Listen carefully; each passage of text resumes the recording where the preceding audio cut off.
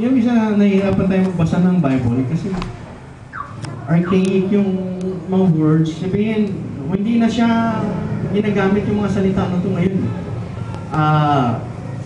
Speak, ngayon ginagamit natin spoke, di ba? Speak. Kaya,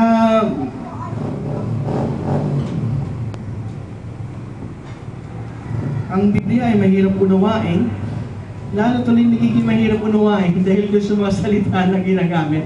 At tayo ay parang masyado nang devoted dito sa Bible na ito na ayaw natin palitan yung mga King James Version natin.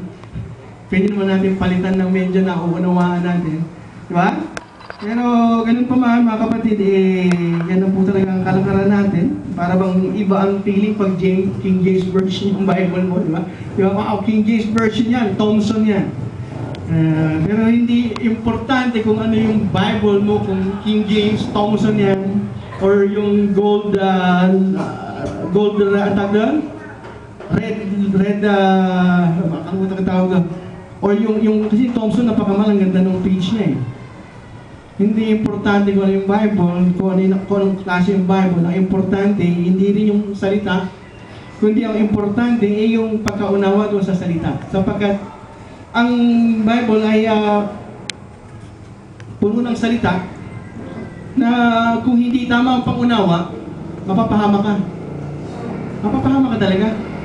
Imbis na ang sabi ng Panginoon ay malalaman niyo ang katotohanan at ang katotohanan na magpapalaya sa inyo. So iisip natin, kailangan na basahin ko ang Bible para matutunan ko ang katotohanan at ang katotohanan na magpapalaya sa akin. Tama, basahin mo ang Bible, pero kung ikaw ay nagbabasa sa maling konteksto, kung ikaw ay nagbabasa sa maling pangunawa, hindi ka mapapalaya bagkus ikaw ay makukulong dito sa Bible na ito. Makukulong ka. At pag nakulong ka sa Bible na ito, hindi mo makikita yung